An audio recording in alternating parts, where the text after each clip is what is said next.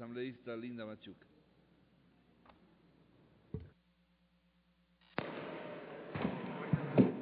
Gracias, presidente. Compañeras, compañeros asambleístas, definitivamente cuando analizamos temas como el que hoy nos propone el Pleno de la Asamblea Nacional, el Acuerdo Bilateral para la Atención de Salud, definitivamente tenemos que reconocer que vivimos momentos de grandes transformaciones. Algo importante está ocurriendo en la región. Y de esto tenemos que resaltar también el hecho de que la Asamblea Nacional está siendo parte de este momento histórico. ¿Cómo lo hacemos? Avanzando hacia la integración con una manera distinta, a través de lo que nos plantea la nueva Constitución en los principios de las relaciones internacionales y también cuando hablamos de la integración.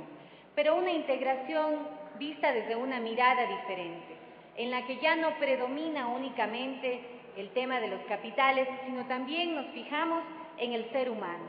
Y por eso es que el acuerdo que hoy les proponemos tiene una importancia fundamental, sobre todo para la población en movilidad.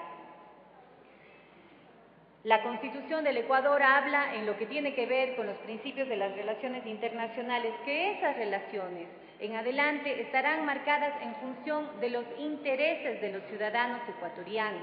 Estamos dejando atrás una serie de acuerdos que se dieron en el pasado, en donde desde luego tuvo importancia en primer lugar los capitales, las mercancías. En la Asamblea Nacional hemos aprobado importantes convenios, tomando en cuenta también un principio fundamental establecido en la nueva Constitución, que es el principio de la ciudadanía universal. Este principio con el cual se toma como manera fundamental al ser humano por su condición de ser humano, sin importar el lugar en donde nació. Y es por eso que el acuerdo que hoy les proponemos, menciona en el artículo primero como el objetivo fundamental establecer bases y mecanismos de cooperación, atención de salud en forma recíproca a sus ciudadanos. Estamos hablando de que los ecuatorianos pueden recibir atención de salud en el Perú y de igual forma los peruanos en el Ecuador. Pero en lo que tiene que ver con las obligaciones de las partes, específicamente este acuerdo señala que, de ser necesario, se modificarán las normas que impidan, limiten o restrinjan brindar este tipo de atenciones. Esto es algo que yo quiero resaltar por lo que se ha dicho anteriormente hoy en este pleno, en la medida en la que con este acuerdo se está dando un paso adelante sobre otros convenios que se firmaron en el pasado, incluso la propia suscripción de convenios de paz.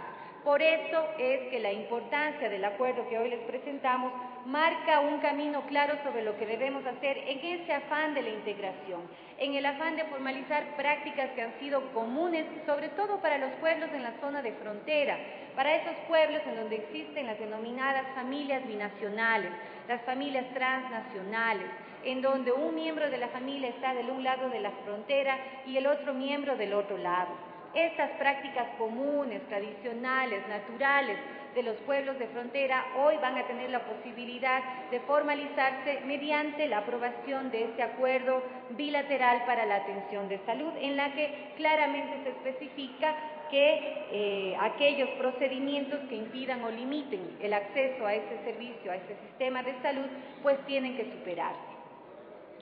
Con este acuerdo, además, quiero resaltar que estamos poniendo énfasis a lo que ya señala nuestra Constitución también en el artículo 249, que tiene un especial significado.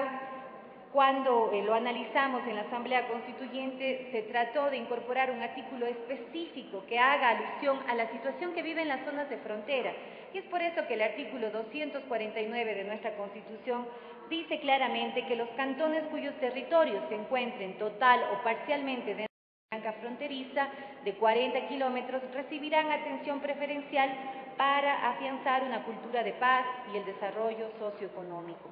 Detalla además que esto se realizará mediante políticas integrales que precautelen la soberanía, la biodiversidad natural e interculturalidad, y que la ley regulará y garantizará la aplicación de estos derechos.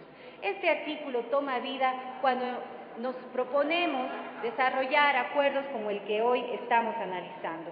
estamos hablando de desarrollar políticas que garanticen los derechos de las poblaciones en frontera.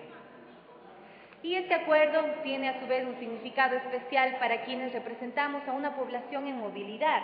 El Ecuador tiene más de 3 millones de compatriotas viviendo fuera, más de 3 millones de inmigrantes y como tal no podemos ser insensibles al hecho migratorio, al hecho de la movilidad humana, a reconocer que hay personas que se desplazan de un lugar a otro y que no por ello han perdido sus derechos. Quienes hemos vivido el hecho migratorio no podemos negar hoy aplicar en este momento el principio de la reciprocidad, pero el principio de la reciprocidad es de una manera sensible, amplia, abierta, en donde reconocemos los derechos humanos de los extranjeros en nuestro país de la misma forma como reconocemos y como pedimos el reconocimiento de los derechos de nuestros migrantes en el extranjero. Más aún cuando hablamos de hermanos latinoamericanos. Y una vez más tengo que hacer referencia a nuestra Constitución, que incluye un capítulo específico sobre la integración latinoamericana. Y esto no es coincidencia. Incluye este artículo de la integración latinoamericana precisamente porque entendemos la importancia de hermanarnos entre naciones, sobre todo con aquellas cercanas con las que nos unen una serie de vínculos y de nexos comunes. El capítulo sobre la integración latinoamericana, en el artículo 423, numeral 5, habla de la ciudadanía latinoamericana y por esa razón es que también tenemos la obligación de emprender acciones como esta que nos permiten avanzar hacia ese gran objetivo de la nación en el sur, de la nación latinoamericana con la que soñaba Bolívar. El sueño que empezó en Montecristi con la nueva Constitución va tomando vida poco a poco y lo hace cuando emprendemos acciones como la que hoy tenemos en nuestras manos.